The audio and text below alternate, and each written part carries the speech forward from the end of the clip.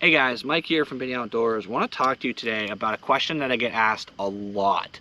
Kind of want to answer it in a video. So, why do I have so many rods tied up on the deck of my boat in my kayak?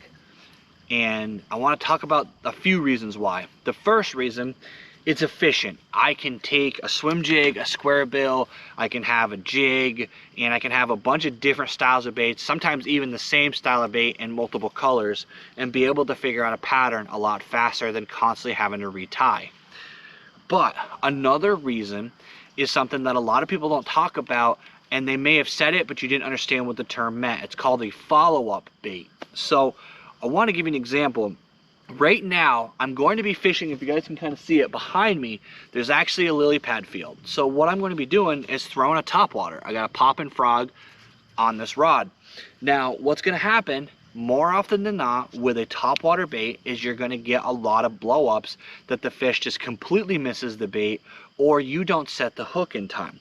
Well, when you have multiple rods on the deck of your boat, you can immediately reach down and throw in a jig, throw in a Texas rig creature hog. You have another bait ready to go to fire that thing in there, and sometimes that fish is really amped up. He tried to hit that frog on top, and then you sneak a creature hog in behind him, and he'll turn around and smoke that thing because he's already got his ambition up. He's already ready, he's moving around, he has made that commitment to eat, and you just gave him another option even though he missed the first option. So that's something that a lot of people don't think about when they're fishing, is have a follow-up bait that corresponds with the type of bait that you're using. For example, if you're using a topwater, have a jig. If you're using a frog and you're fishing on pads, have a jig ready. If you're fishing a crankbait, then maybe you need to have a swim bait ready. Things like that. Something that is similar but not the same, so that you can cast right back in there immediately after missing a fish bite, and sometimes you'll be able to salvage that lost fish by having that backup rod on the deck of your boat.